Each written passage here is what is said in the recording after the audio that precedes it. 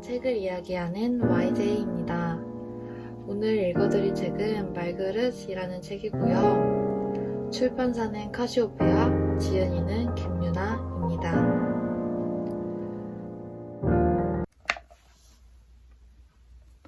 말그릇이 큰 사람.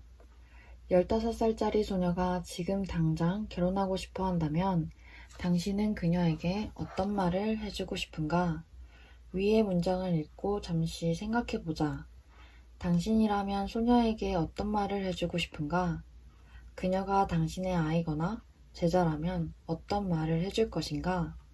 이 질문은 1980년대 초반 베를린 지혜 프로젝트라는 흥미로운 실험에 처음 등장했다. 연구원들은 지혜로운 사람에게는 어떤 특징이 있을까를 알아보기 위해 실험에 참가한 사람들에게 위와 똑같은 질문을 던졌고 곧이어 대답이 크게 둘로 나뉜다는 것을 발견했다. 안 돼.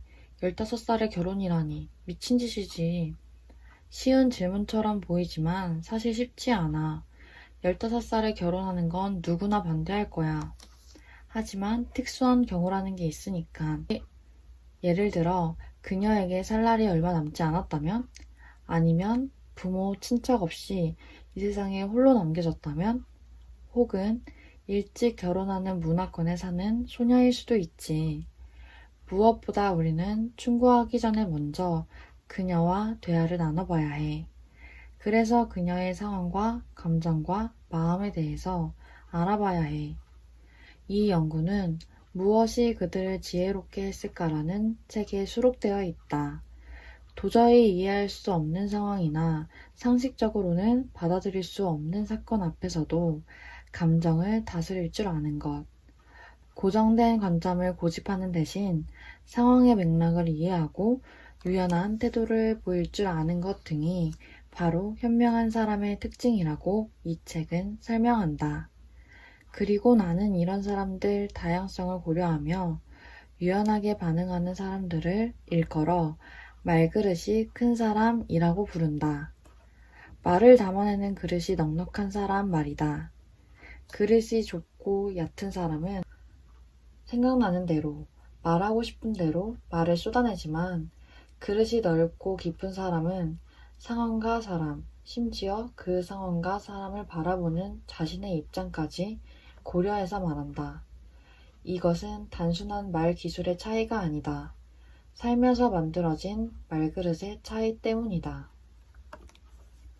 말은 한 사람의 인격이자 됨됨이라고 한다. 말을 들으면 그 말이 탄생한 곳, 말이 살아온 역사, 말의 나이를 짐작할 수 있다. 말은 한 사람이 갖고 온 내면의 깊이를 드러내기 때문에 말그릇을 키우기 위해서는 먼저 내면이 성장해야 한다.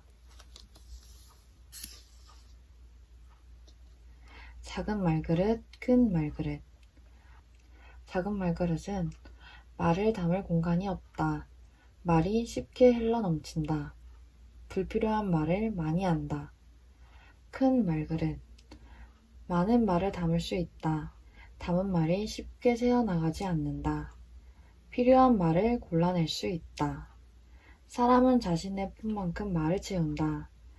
말그릇이 큰 사람들은 공간이 충분해서 다른 사람의 말을 끝까지 듣고 받아들인다.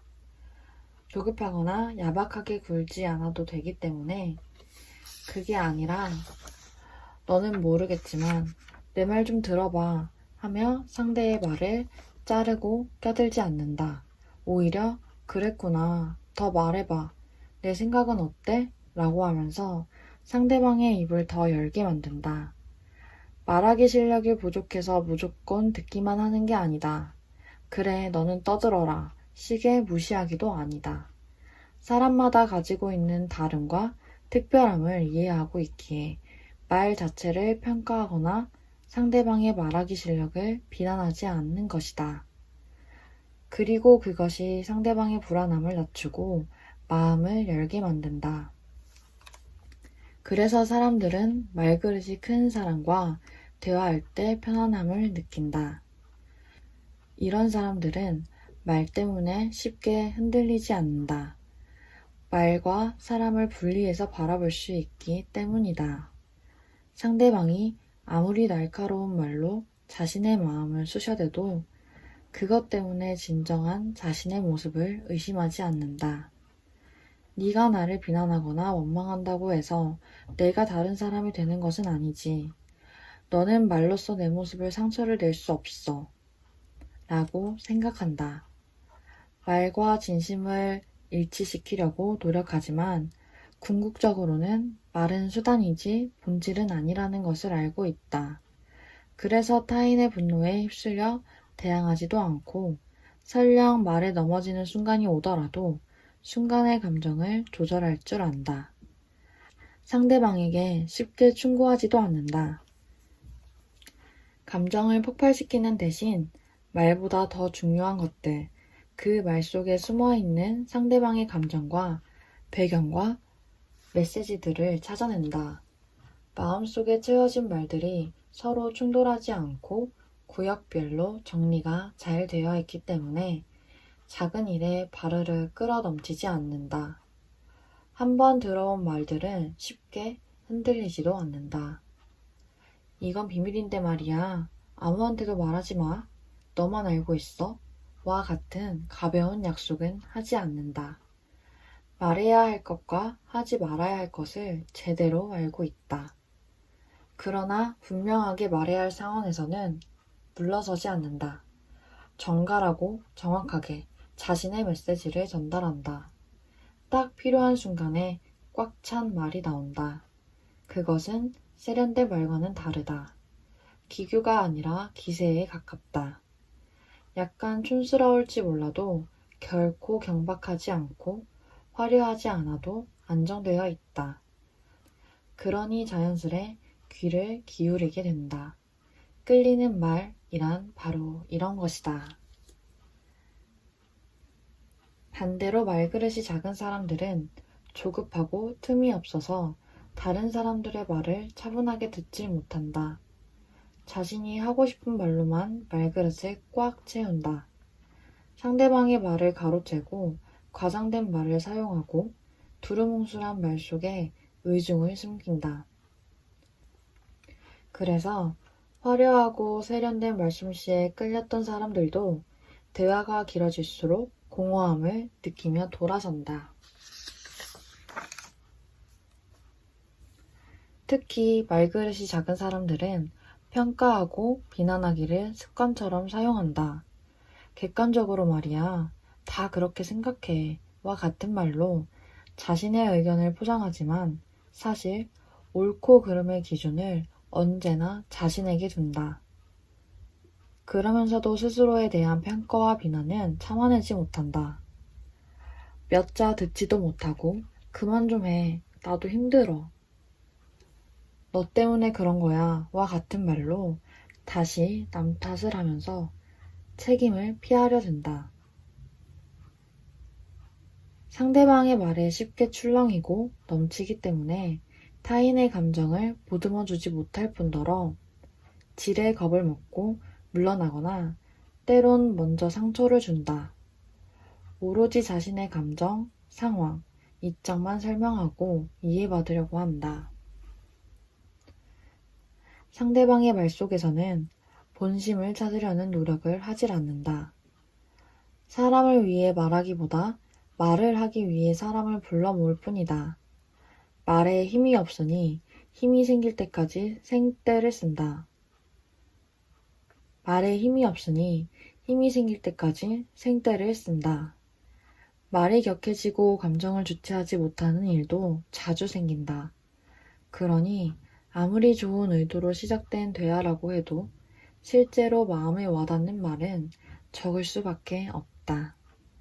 그러면서도 이것을 내가 말주변이 없어서 상대방이 내 마음을 몰라줘서 라고 생각한다. 말그릇이 부족한 거라고는 생각하지 못한다.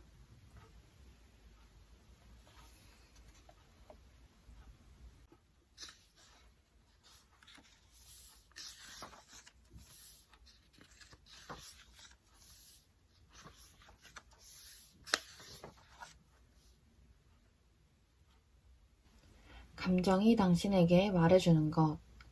당신은 감정에 대해 얼마나 알고 있는가? 대화 중에 감정을 얼마나 정확히 느끼고 표현하며 살고 있는가? 감정 이야기를 하면 꼭 생각나는 사건이 있다. 첫째가 4살쯤 되었을 때의 일이다. 친구 집에 놀러 갔다가 레고를 우연히 접한 후로 아이는 그 장난감에 푹 빠졌다. 우리는 큰맘 먹고 소방본부 세트를 사주었고 아이는 신이 나서 집에 돌아오자마자 아빠와 장장 2시간에 걸쳐 소방차 한 대를 만들었다. 조망만한 손으로 자기 손마디보다 작은 부품들을 요리조리 연결하느라 땀으로 범벅되었지만 아들은 조립을 마치고 환호성을 질렀다. 그때 나는 하필이며 그 명장면이 펼쳐지고 있는 거실이 아닌 안방에 있었다. 남편은 엄마에게도 자랑해야지 하고 아들을 부추겼고 아들은 작품을 들고 종종거리는 발걸음으로 달려오다가 그만 안방 입구에서 그것을 툭 하고 놓치고 말았다.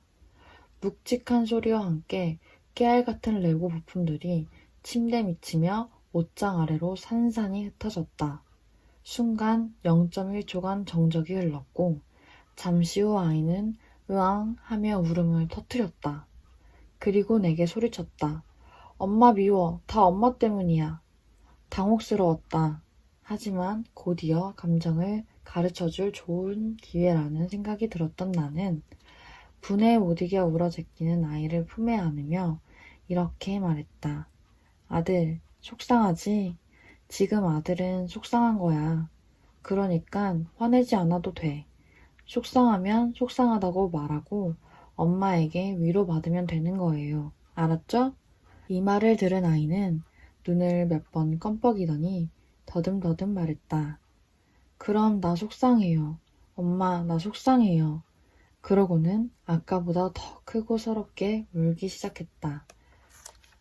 그리고 얼마 동안 맘껏 울고 난 아들은 마침내 속이 개운해졌는지 눈물을 쓱 닦더니 사라진 조각들을 다시 찾게 도와달라고 말했다. 아들에게서 진짜 감정을 인지하고 해소한 사람의 시원함 같은 게 느껴졌다. 그날 아들은 속상함이라는 감정을 배웠다. 다양한 감정 목록 중에서 속상함이라는 감정과 그 감정을 다루는 방식을 배웠다. 아마 다음에 또 비슷한 상황이 생긴다면 그때는 벌컥 화를 내기보다는 속상하다고 말하고 더 빨리 위로받고 감정을 추스르게 될 것이다.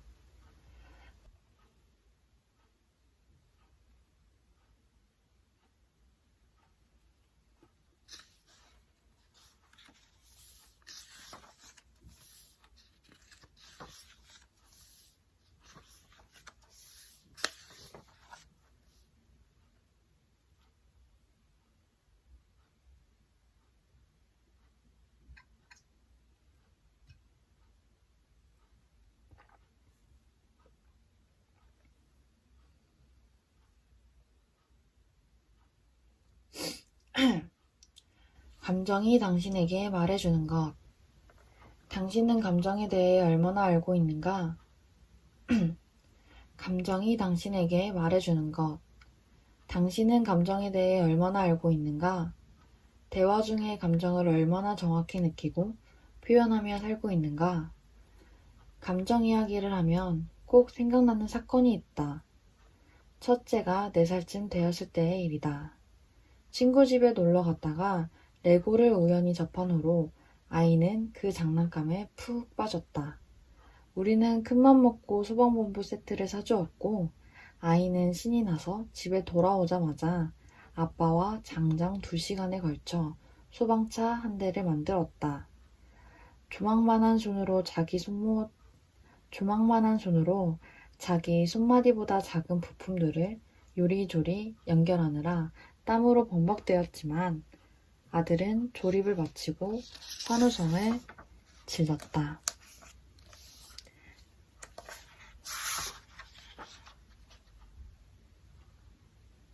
아들은 조립을 마치고 환호성을 질렀다. 그때 나는 하필이며 그 명장면이 펼쳐지고 있는 거실이 아닌 안방에 있었다. 남편은 엄마에게도 자랑해야지 하고 아들을 부추겼고 아들은 작품을 들고 종종거리는 발걸음으로 달려오다가 그만 안방 입구에서 그것을 툭 하고 놓치고 말았다. 묵직한 소리와 함께 깨알 같은 레고 부품들이 침대 밑이며 옷장 아래로 산산이 흩어졌다. 순간 0.1초간 정적이 흘렀고 잠시 후 아이는 으앙 하며 울음을 터뜨렸다. 그리고 내게 소리쳤다. 엄마 미워. 다 엄마 때문이야. 당혹스러웠다. 하지만 곧이어 감정을 가르쳐줄 좋은 기회라는 생각이 들었던 나는 분에 못 이겨 울어제끼는 아이를 품에 안으며 이렇게 말했다. 아들, 속상하지?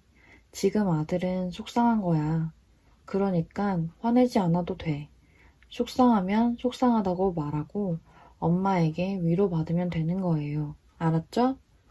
이 말을 들은 아이는 눈을 몇 번 깜빡거리더니 더듬더듬 말했다. 이 말을 들은 아이는 눈을 몇 번 껌뻑이더니 더듬더듬 말했다. 그럼 나 속상해요. 엄마, 나 속상해요. 그러고는 아까보다 더 크고 서럽게 울기 시작했다. 그리고 얼마 동안 맘껏 울고 난 아들은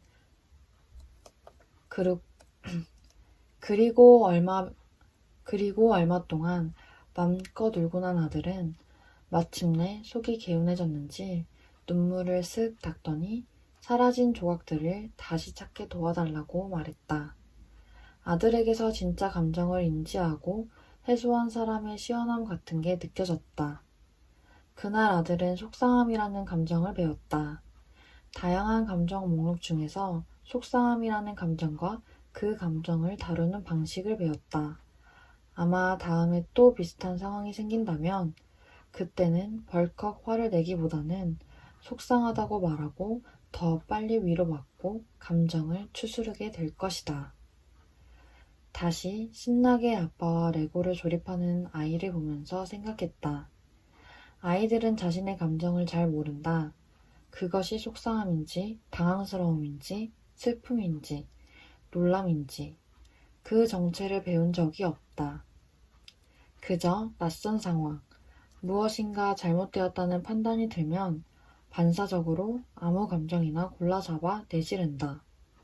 물론 그 감정을 어느 정도 표현해야 하는지도 알지 못한다. 아이는 웃음이나 울음 같은 본능적 감정에 더 익숙하기 때문에 급한 대로 그중 하나를 선택해서 힘껏 내질러 버린다. 웃을 만한 상황은 아닌 것 같으니 소리를 지르며 운다. 다행스럽게도 아이들에게는 아이니까라는 너그러운 해설이 허용된다. 다소 부적절하게 감정을 표현했다 하더라도 지적보다는 다독임을 받는다. 잘 몰라서 그런 거지. 아직 어려서 그래. 하며 감정의 부적응자 대열에서 제외시킨다. 그렇다고 해도 만약 엄마가 뚝 울지 마. 내가 조심하지 않고 어디서 울어? 하고 다그치면 아이는 상황에 맞는 감정을 배울 수 없게 된다. 그래서 다음에 비슷한 상황이 와도 제대로 말하지 못하고 감정을 삼켜버리거나 또다시 악을 쓰며 화를 내게 된다. 그럼 엄마는 아이를 더 다그칠 테고 아이는 그런 엄마를 보면서 화라는 감정에 대한 잘못된 해석을 가지게 된다. 역시 화는 나쁜 거야. 또는 역시 마음에 들지 않을 때는 강하게 화를 내야 해. 엄마처럼 하면서 부적절한 감정을 강화시킨다. 그리고 갈수록 엄마와 아이의 대화는 엉망이 되어버린다. 물론 어른들에게는 이런 기회조차 주어지지 않는다. 다 컸다고 봐주는 구석이 없다. 너무 아파서 화를 내는 사람에게 너는 지금 슬퍼서 그런 거야. 겁내지 말고 충분히 슬퍼해도 괜찮아. 라고 말해주지 않는다. 그저 성격이 이상한 사람, 가까이 하면 피곤한 사람으로 취급할 뿐이다. 우리는 실수해서 속상한 사람에게 그러니 내가 뭐라고 했니? 진작 좀 준비하라고 했지. 라고 말하면서 감정을 숨기도록 조장하고 연인과 헤어져서 슬퍼하는 사람에게 남자가 걔밖에 없냐? 당장 소개팅하자 라며 감정을 덮어두도록 부추긴다. 지금 이 순간의 감정이 무엇인지 정확하게 느끼고 숨겨진 의미를 해석하고 올바르게 다루도록 연습할 기회를 박탈해버리고 만다. 감정을 연구하는 폴 에크만은 인간의 감정체계는 긍정적인 감정은 최대화하고 부정적인 감정은 최소화하는 행동으로 우리를 이끌어 간다고 했다. 기본적으로 인간은 고통을 피하고 싶은 동기를 가지고 있기 때문에 좋지 않음에 대해서는 모른 척 하려고 한다는 것이다. 그러나 속상함, 상실감, 수치심과 같은 부담스러운 감정들도 다 존재하는 이유가 있다. 그 이유에 걸맞게 대우해 주어야 한다. 그것으로부터 도망가거나 대항해서는 안 된다. 그래, 난 지금 슬픈 거야 라고 감정 자체를 인정하고 내 얘기를 들어줘 하면서 공감의 방식으로 감정을 해소해 나가야 한다. 감정으로부터 도망가기 시작하면 외로워지고 억울해진다. 이게 아닌데 무엇인가 잘못되어 있어 하는 찝찝함에서 벗어나지 못한 채 의도하지 않은 쪽으로 말을 하기 시작한다. 잘못 선택한 감정이라도 일단 들어선 길이기에 다시 돌아오지 못하고 제대로 된 감정과는 점점 멀어진다. 마음과 일치하는 말을 하려면 먼저 감정과 친해져야 한다. 감정과 말을 엇갈리지 않게 연결시키는 능력이야말로 넉넉한 말그릇이 되기 위한 핵심 요소다.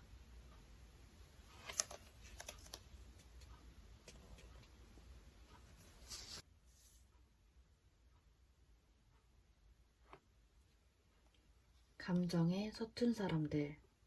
어린 시절부터 국어, 영어, 수학을 배우느라 감정을 배우지 못하면 자라서도 감정에 서툴다. 지나치게 인색하거나 넘치게 사용한다. 자기 마음 한편에서 일어나는 감정의 색을 모른 척하며 자신에게 유리하다고 판단되는 감정만 보여주면서 살게 된다. 특히 분노라는 감정에 익숙해진다. 좋을 때는 표현도 안 하다가 억울한 일에만 반응하며 눈을 부라리고 목소리를 높이게 된다. 이른바 분노 중독이다. 화를 내면서 스스로 힘을 가지고 있다고 착각하며 점점 거친 말, 센 말만 찾게 되는 것이다. 슬픔이라는 감정만 사용하려는 사람들도 있다.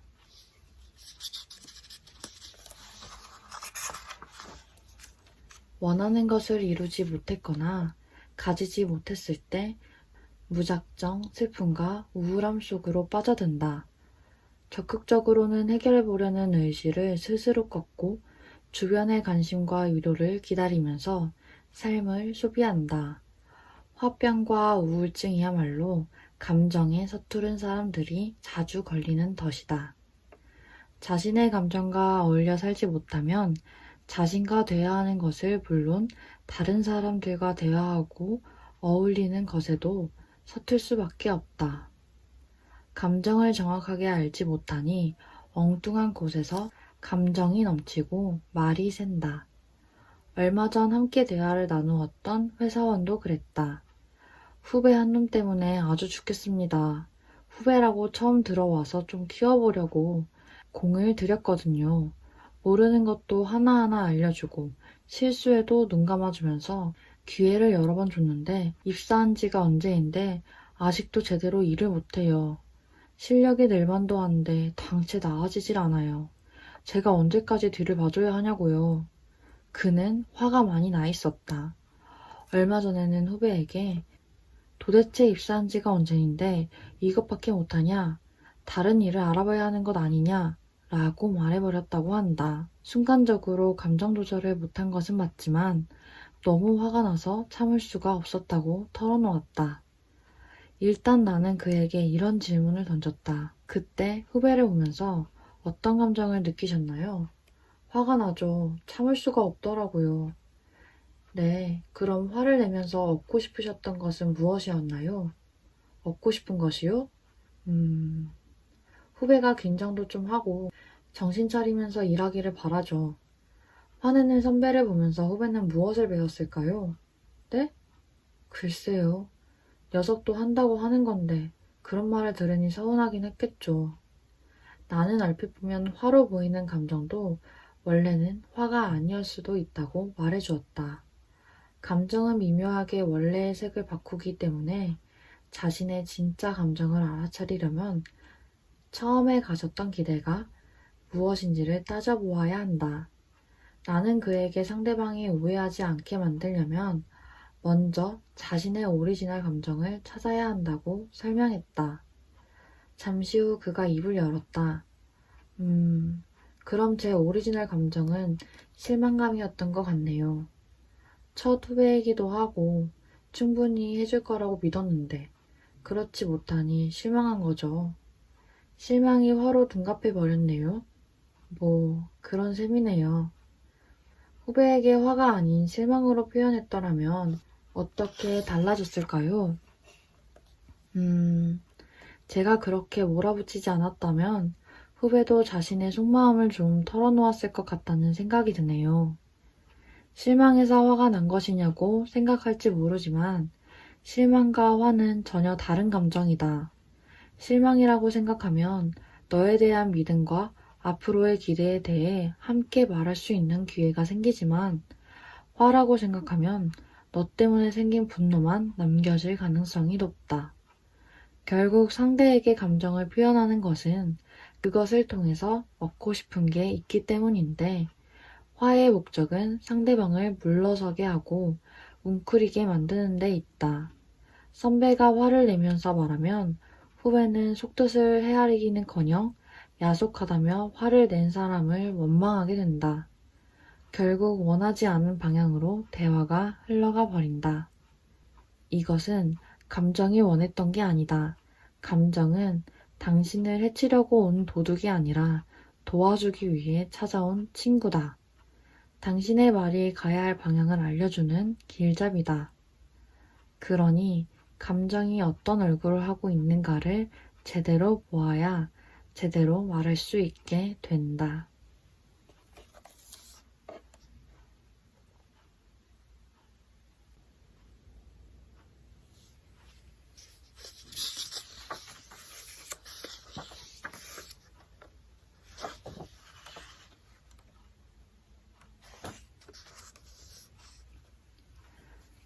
불쑥 튀어나오는 말습관.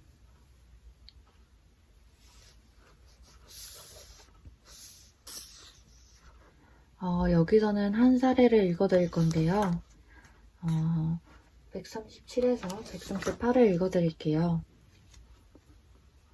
얼마 전 케이블 TV 방송에서 방송인 조혜련과 자녀들의 이야기를 보게 되었다. 엄마와 자녀들의 소소한 일상을 리얼하게 보여주는 프로그램이었는데 출연자들 중에서도 그녀의 대화 방식이 유난히 눈에 띄었다. 부모 입장에서 시청하기가 불편할 만큼 아이들과의 대화가 단절되어 있었고 갈등이 심했다. 아직도 기억에 남는 장면은 유독 엄마에게 냉담한 모습을 보이던 큰딸과 조혜련 사이에서 오고 간 아래의 대화다. 얘기 좀 해봐. 내가 그런 태도를 가지게 된 것에 대해서. 엄마가 얘기할 건 아닌 것 같은데? 뭐? 내가 그렇게 생각했다는 것은 엄마가 지금까지 안 해줬다는 거잖아. 엄마가 나한테 관심을 가져줄 시간이 없었기 때문 아니야? 내가 뭘 너한테 관심이 없어. 엄마가 나한테 못해준 건 사실이잖아. 그런 마음을 계속 가지고 있었니? 그렇지. 어떤 면에서 안 해줬다는 거야? 그럼 엄마는 뭘 해줬다고 생각해?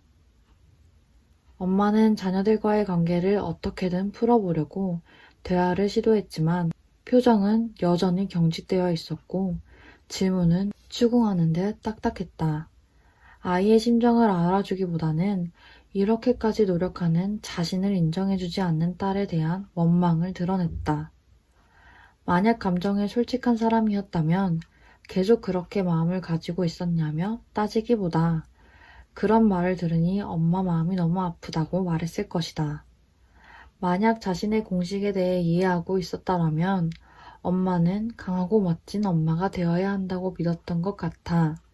그런데 오히려 너희들을 외롭게 만들었구나 라고 말할 수 있었을지도 모른다. 그러나 결국 그녀는 자신의 오랜 말 습관에서 벗어나지 못한 채 그날의 대화를 끝냈다. 마지막으로 씨름의 방식, 왈츠의 방식으로 마무리하겠습니다. 요즘 사람들의 관계에 맺는 방식을 보면 어릴 적 아버지께서 즐겨보시던 씨름이 떠오른다. 씨름에서는 두 사람은 동지가 아니라 적이다. 서로의 힘과 기술을 겨루어 승자와 패자를 가른다.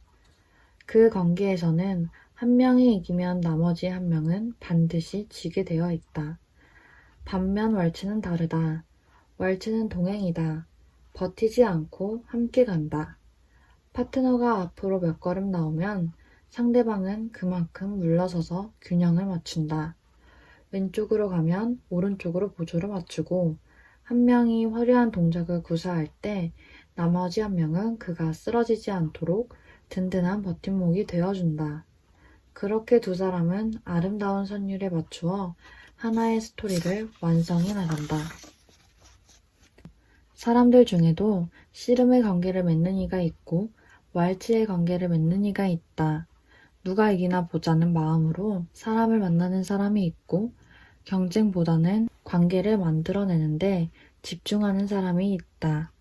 씨름의 방식으로 관계를 맺는 사람은 말을 무기로 휘두른다. 그것으로 상대방을 굴복시키려고 한다. 반대로 왈츠의 방식으로 관계를 맺는 사람에게 말은 방향을 가리키는 도구다. 사람들과 목적지를 향해 함께 걸어갈 때 필요한 도구. 당신은 지금 사람들과 어떤 관계를 맺고 있는가? 무엇을 얻기 위해서 말을 사용하고 있는가? 회의 시간에, 점심시간에, 가족이나 친구와 대화할 때 당신은 생존을 위한 말을 선택하는가? 아니면 협력을 위한 말을 선택하는가? 당신이 던진 말에 상대방은 불안해하는가? 아니면 안도하는가?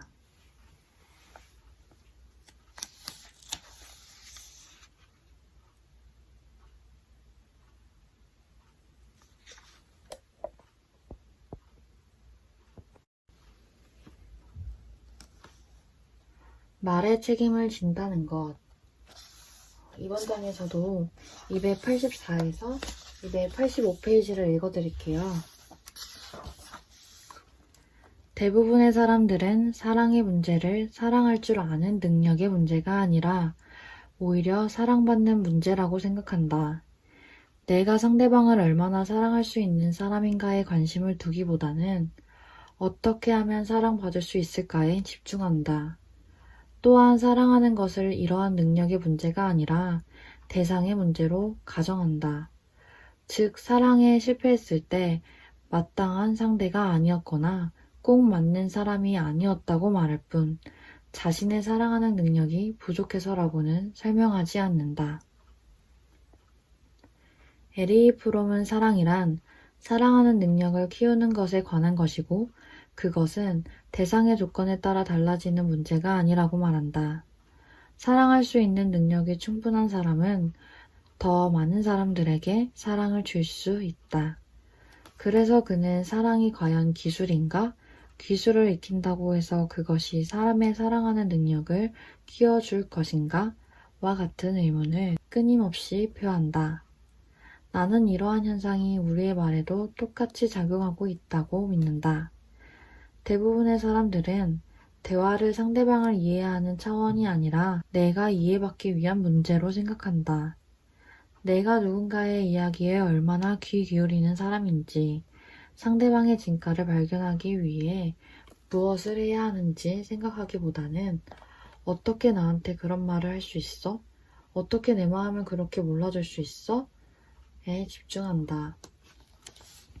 상대방이 그때 어떤 말을 했고 그 말이 내 기분을 어떻게 상하게 했는지에만 집중한다. 게다가 사람들은 대화를 능력의 문제가 아니라 대상의 문제로 간주한다. 상대가 유난히 까다로운 사람이고 사이코적 기질이 다분해서 말이 안 통하는 것이라고 믿는다. 그러나 대화는 대상의 문제가 아니라 능력의 문제다. 내가 넉넉한 말그릇을 지녔다면 대화하기에 어려운 상대방을 만나도 대화를 지속할 수 있다. 대화 능력을 가진 사람은 실제로 다양한 유형의 사람들과 소통할 수 있다. 대화 능력이 있는 사람은 조금 더 높은 차원에서 관계를 바라본다.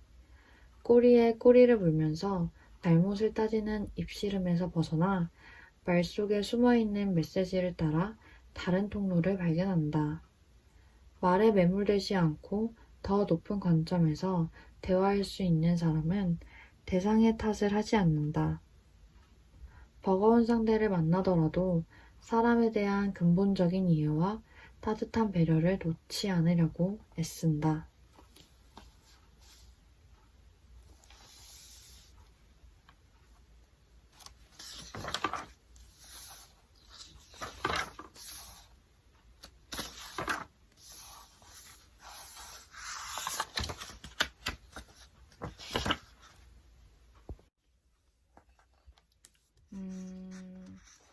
제가 이 장에서 좋았던 거는, 위추쳤던 부분은, 이 문구가 정말 너무 많이 좋았고, 이것도 생각이 들게 되는 문구였는데요. 내가 상대방을 얼마나 사랑할 수 있는 사람인가에 관심을 두기보다는 어떻게 하면 사랑받을 수 있을까에 집중한다. 이게 정말 맞는 말인 것 같아요. 마저 다른 부분을 읽어보면은, 대부분의 사람들은 대화를 상대방을 이해하는 차원이 아니라 내가 이해받기 위한 문제로 생각한다. 정말 저도 그래요. 상대방을 대할 때, 모든 사람들이 근데 많이 이렇게 생각하지 않을까요? 내가 이 사람을 얼마나 더 사랑할 수 있는지, 얼마나 더 사랑해 줄지를 생각하고 기대하기보다는 이 사람이 나를 얼마나 채워줄지, 얼마나 더 아껴줄지, 얼마나 나를 더 소중한 사람으로 만들어줄지, 약간 이렇게 많이 생각이 드는 것 같아요. 뭐 이성을 만나던가 친구를 사귄다던가 할 때도 내가 이 친구를 얼마나 더 내가 이 사람을 좋아하니까 더 많이 좋아해주고 더 많이 따뜻하게 대해주고 사랑해줘야겠다. 내 이성을 더 사랑해주고 더 아껴주고 더 힘이 되어주겠다. 라기보다는 어떤 식으로 더 사랑해주겠다 라기보다는 이 사람이 나를 더 이렇게 사랑해줬으면 좋겠고 이런 부분을 더 아껴줬으면 좋겠고 항상 나로 가득했으면 좋겠고 나를 제일 좋아했으면 좋겠다. 이게 항상 집중되어 있는 것 같아요.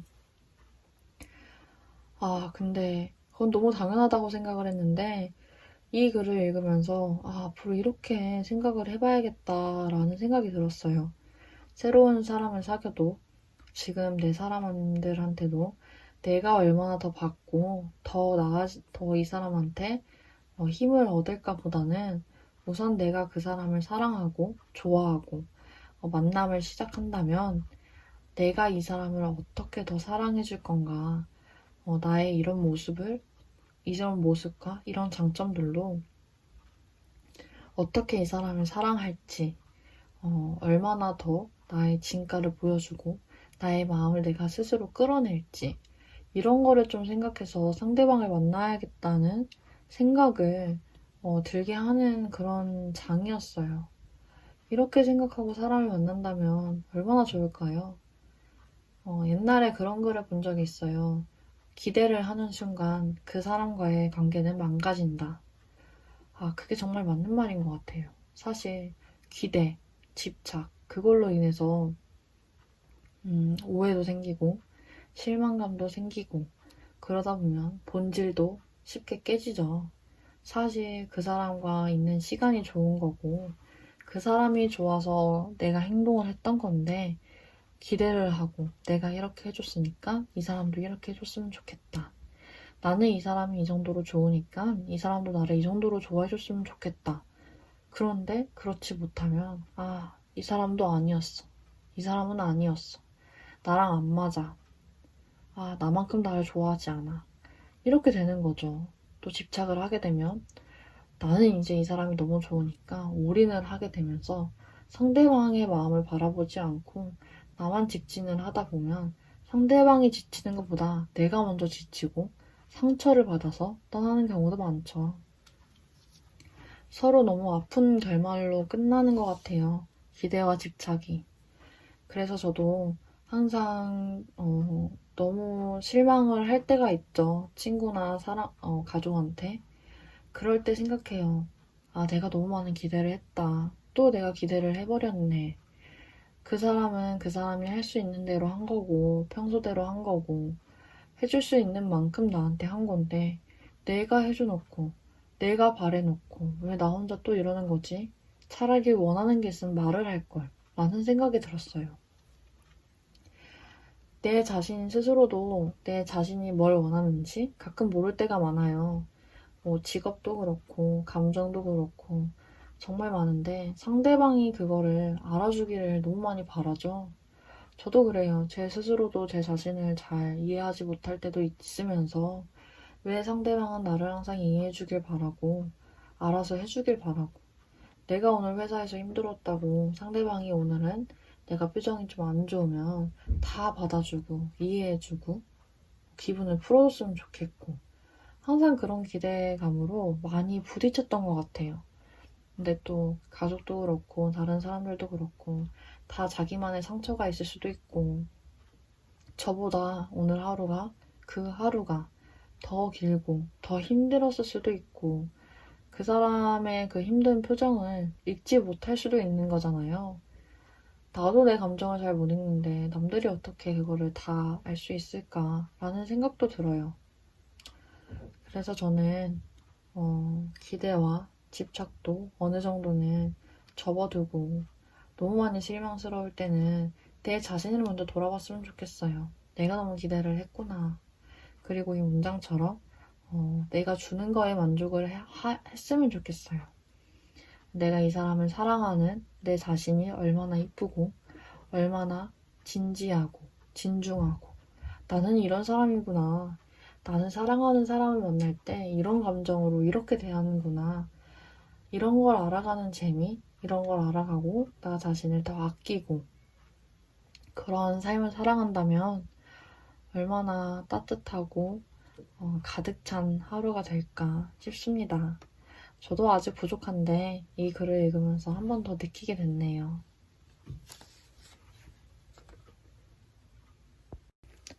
오늘은 여기까지입니다. 이 책을 통해서 더 많은 분들이 평소 말 습관에 불편한 점을 느끼셨거나 더 보완하고 싶었던 점이 있으셨다면 이 책으로 인해서 더 자기 자신한테 만족하는 그런 말 습관으로 변화하셨으면 좋겠습니다. 감사합니다.